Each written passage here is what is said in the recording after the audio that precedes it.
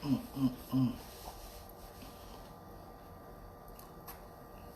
drop through.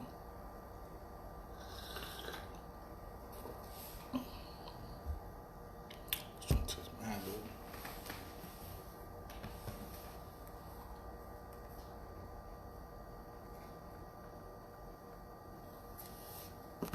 Oh my gosh. This shit's fucking nutty.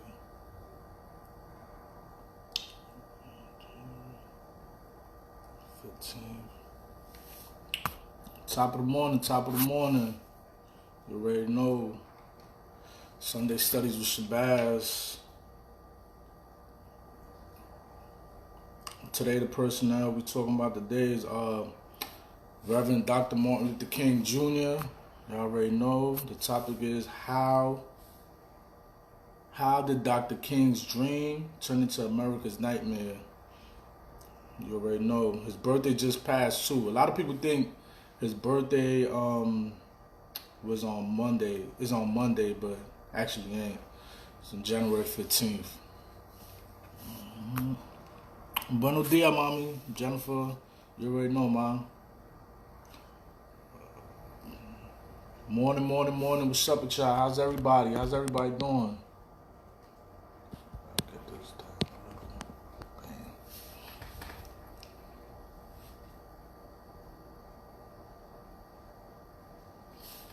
What's up?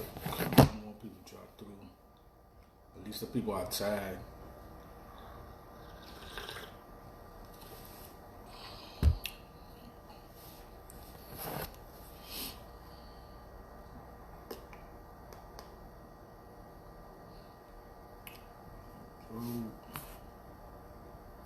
Top of the morning. Y'all know Black History Month coming too. That joint, I mean, I feel this Black History should be every day, but Black History Month, I definitely got something in the pot.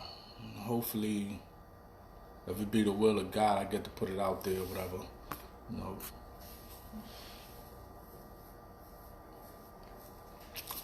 Alright, so I'm just go ahead and start getting right to it. So, a lot of us, we are taught a lot about Martin Luther King. Morning, Janita. We are taught a lot about Martin Luther King from school. Like, I believe, I'm mistaken, probably from like elementary school.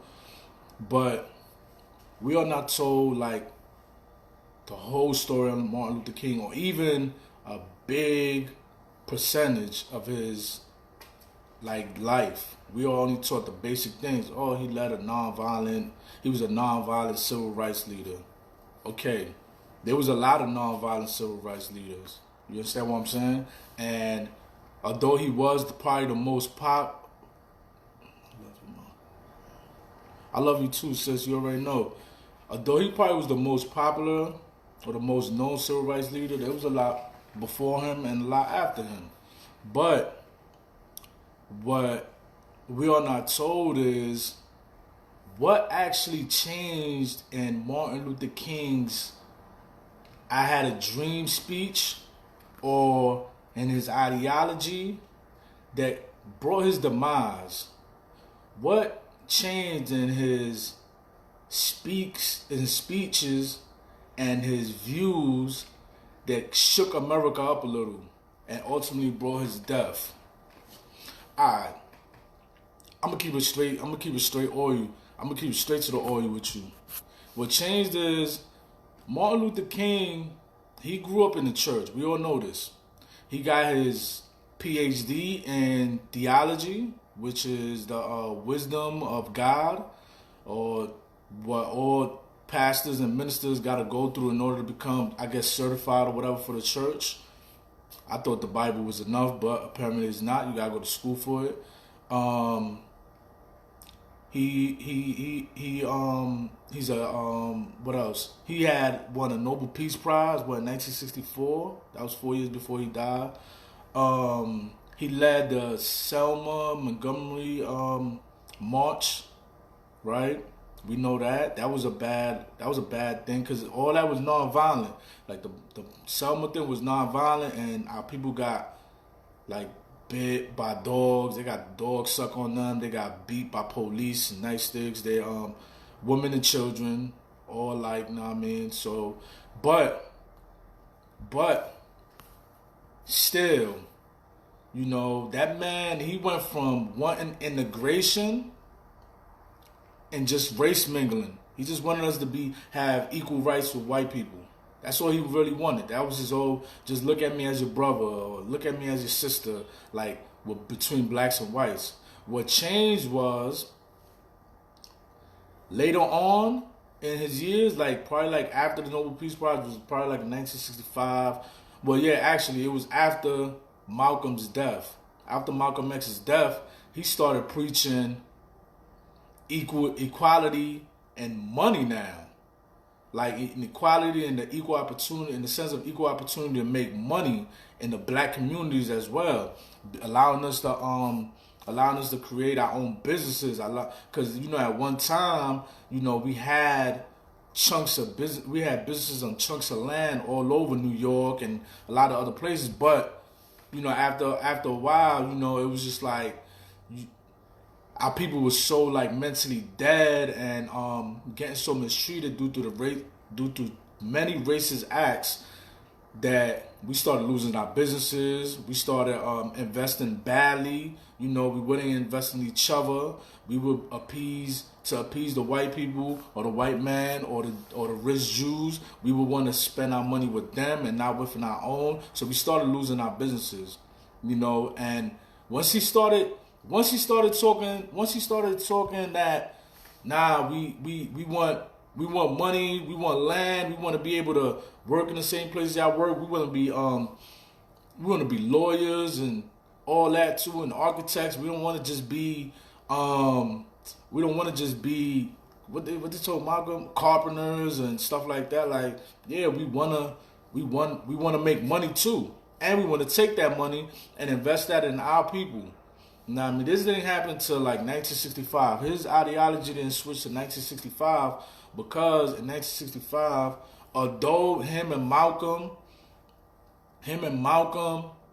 used to go at it, because Malcolm used to call him, I guess, a house nigga or whatever, and Martin used to say Malcolm used to preach hate and all that. They used to bump heads a lot, just politically or whatever, or just in words.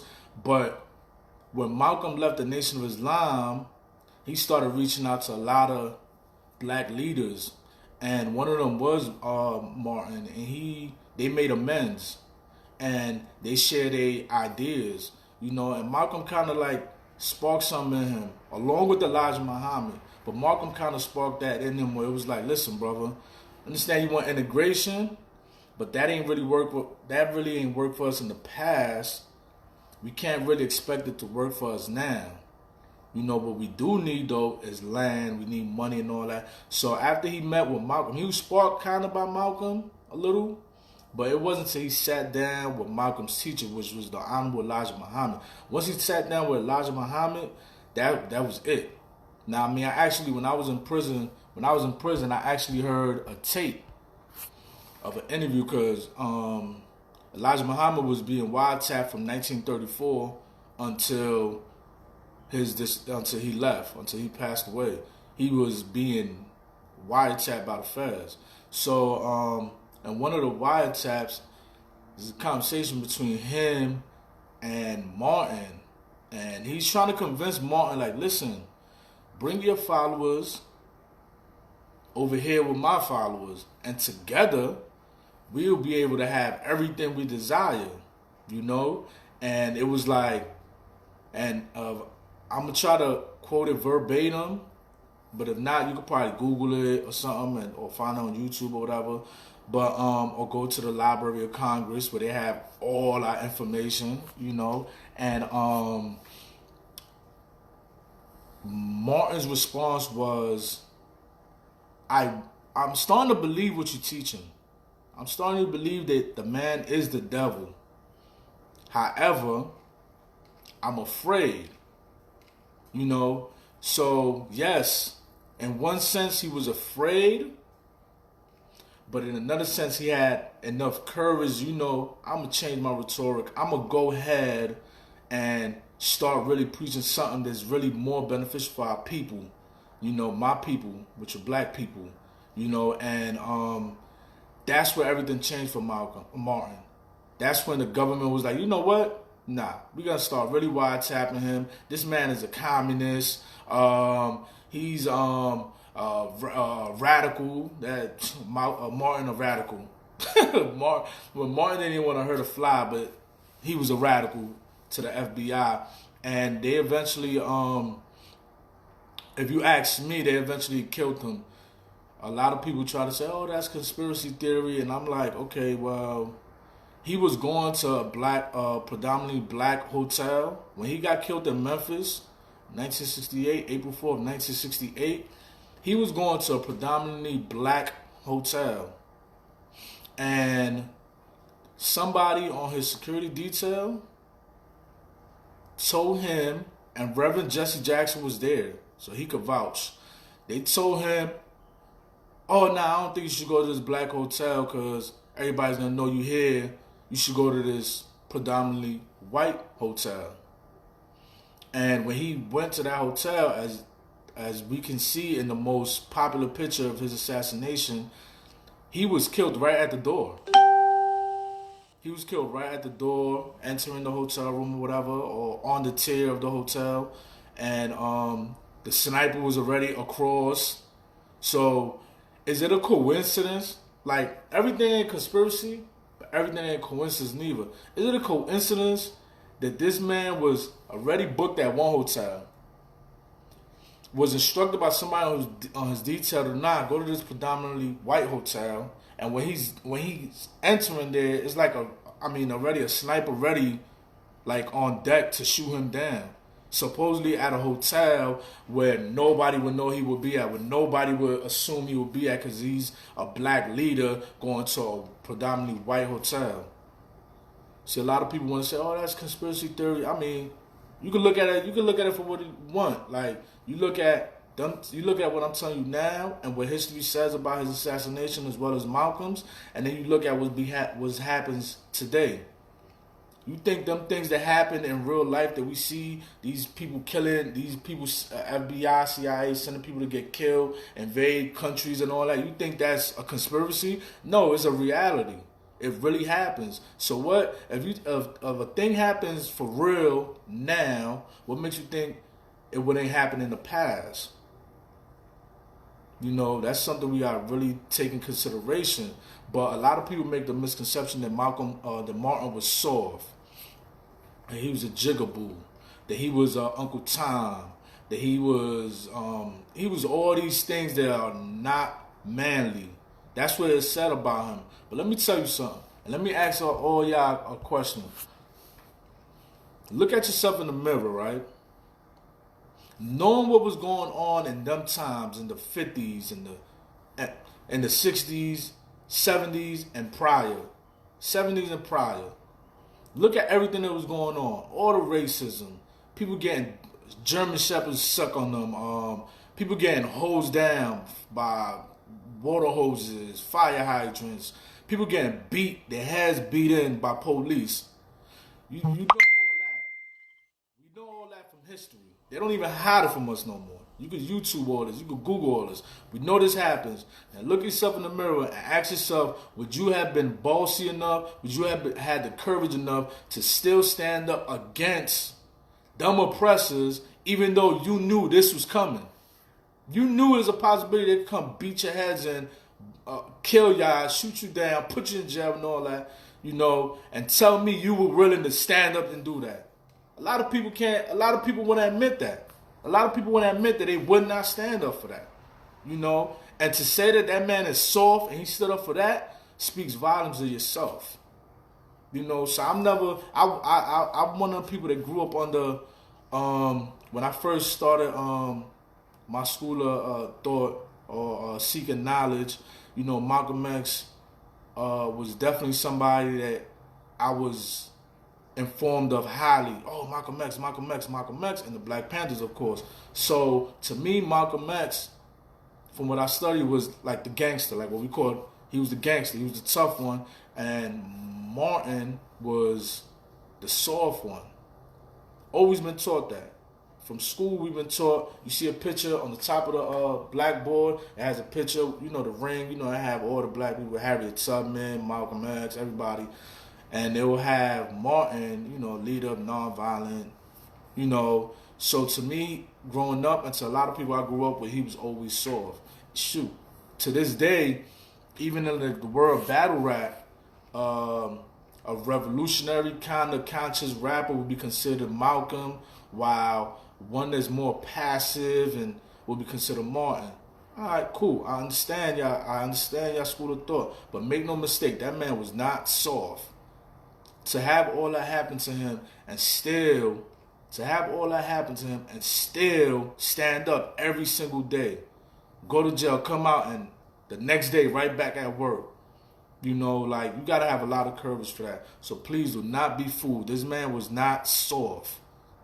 His ideology and his methodology was a little different, and probably wasn't exactly in accord with times, but it eventually paid off. You know, because his name been etched in stone in history, and what he fought for, which was the civil rights of our people, been passed into law. Are we settling just for civil rights? No. And I'm going to tell you why we can't just settle for civil rights. Because no matter how cute that sounds, how nice, how beautiful, how good it sounds, you can't get civil rights from a people that consider you uncivilized. You got to be considered civilized in order to be considered for civil rights. Like, do not be fooled. Yes, it's written in the law. But if you out here mentally dead, oppressing your own people, you know, just breaking, I guess, the white man's laws, or, you know, killing your own people, they would not consider you civil. So the Civil Rights Act does not apply. You understand what I'm saying? People get that mistaken way too often. Intelligence is not weakness. Most definitely, people get that confused. Intelligence is a weapon. You know, you just gotta know when to use it. You know, and a lot of people mistake it. There's a time and a place for everything, man. Now, I mean, the Bible says there's a time and a place. There's a time and a place for everything under the sun. You know, there's a time for peace. There's a time for war. The time of Martin, Malcolm, and all our brothers and Nation of Islam, the SCLC, the UNIA, the Moorish Science Temple of Allah, the Black Panther. Yes, we was at war, but you also got to understand, just as the military has different branches and different sergeants, lieutenants, and all that, so shall our people. You understand what I'm saying? Yes, you had people that probably had to shoot guns. Yes, you had people that had to probably speak for the people. Yes, but everybody has a perspective lane, and you got to accept that was just God's calling. Now, I mean, you can't force a giraffe to live with hyenas. You can't do that. God didn't create the giraffe to live with hyenas. God created the giraffe to live with other giraffes. You understand what I'm saying? So that's the case with Martin. Martin was raised, groomed, and taught and trained to be how he was. And God instilled that spirit in whoever raised him, his mom, dad, whoever instilled that in him to do his job. Just like we see brothers today, you see a Farrakhan, you see Farrakhan doing his job. You see brother Sa Neter over there doing his job. Clarence 13X from the 5% Nation, or the Nation Gods on Earth, he did his job. Malcolm did his, and Martin had to do his. But is his name etched in our history? It is. Why? Because he did his job. And then, as all of us will, we will do our job and eventually fade away. Whether we assassinated or die of old age, we gotta just do our job while we're here, while we can. And that's what the brother did, man. You know, and I think a lot of people misconceive his how you say, I don't want to say soft, because he's not soft, but his more pleasant approach in the war we was in as being soft. And that man was Man, in my eyes, that man was a gangster. He was more gangster than a lot of the people that I see nowadays that I've been around, grew up with, and all that. And people that are older, people that were around, and people that were like they could vouch. Like people that were older, people that were around and grew up in that era could vouch. You know, like why you think he has so much following? You think like listen, like these people do not be soft. You know, we call them soft because we here, we behind closed doors and we not out there with them fighting the fight. So we call them soft. We call them whatever. That man was very courageous, man, and I personally appreciate what he did for our people, and you should too. Because if it wasn't because of the fight that he led, the fight that he fought every single day, shoot, schools might still be segregated. And that little pretty white girl that you all in love with right now, you probably never even had a chance. You understand what I'm saying? And y'all, and for the white people out there, that handsome young black fella that you dealing with now, if it wasn't because of brothers like Martin, you probably never had a chance. And that's just the reality of this situation. You understand what I'm saying? But getting back a little to how the feds try to call him a radical. They try to call him a radical communist, which is the craziest thing ever. Cause that man was barely political. He was only political. He only became somewhat involved with politics when the Kennedys used to invite him over to the White House back in like 1962, 1963. They used to invite him to the White House because John F. Kennedy's presidency was set to end. His term was coming to an end before he was assassinated. And they was thinking of another scheme to win the race again. And I forgot who was his opponent, John F. Kennedy's opponent. But the black community was gaining so much momentum. That they was like, you know what? How about we back the civil rights movement a little? Get Martin Luther King in here. The black people love him, man. Like, get Martin Luther King in here. Get a couple brothers up in here and take a couple pictures with them. Sit downs with them and get the black vote behind us. Cause now the black vote is moving things around. You understand? Let's get him up in here. But once they saw that happening, what the feds do? Oh, we got video, we got audio of Malcolm X cheating on his Martin Luther King cheating on his wife.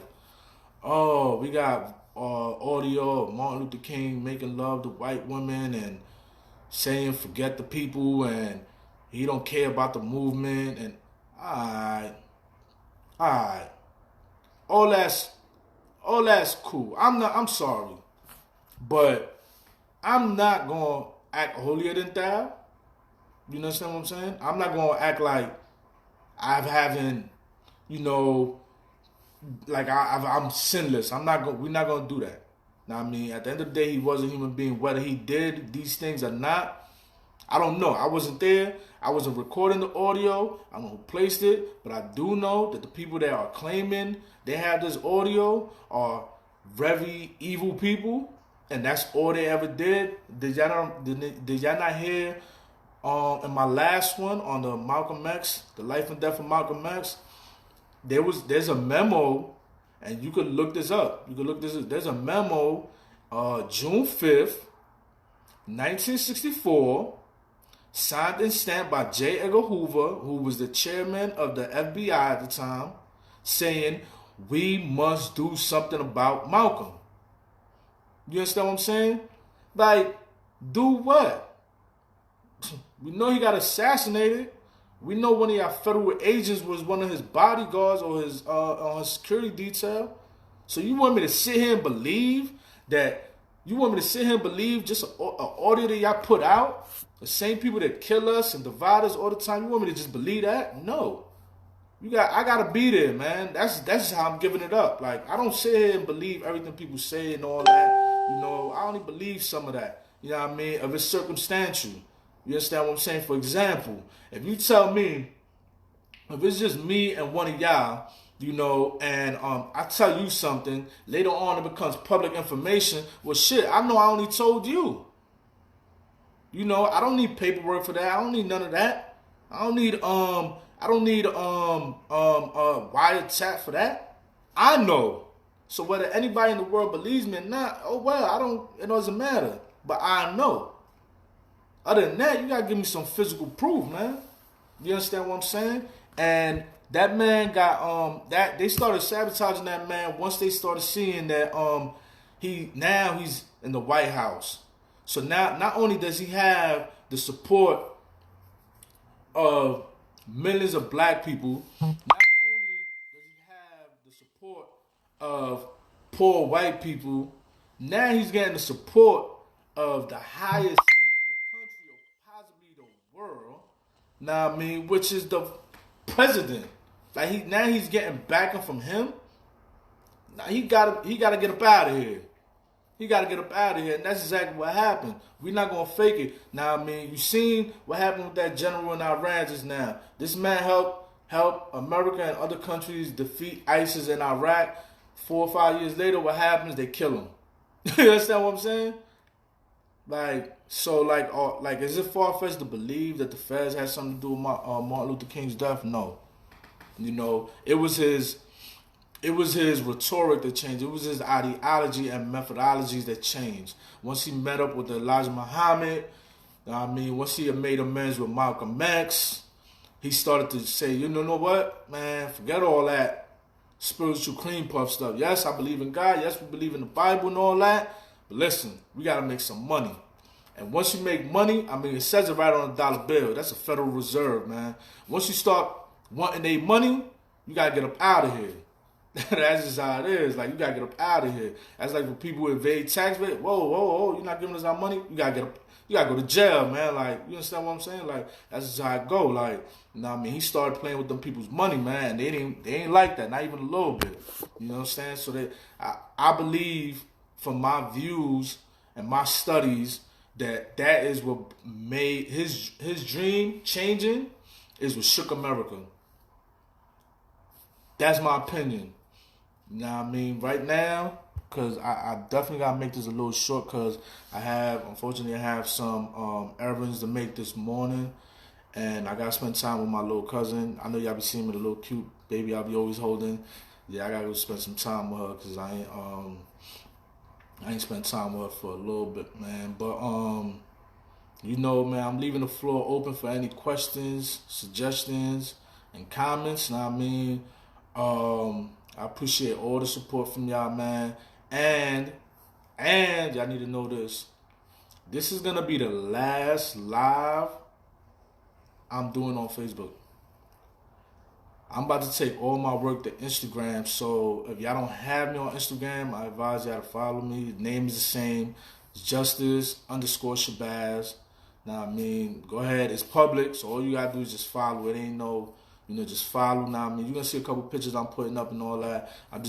Getting the platform a little ready, because not only am I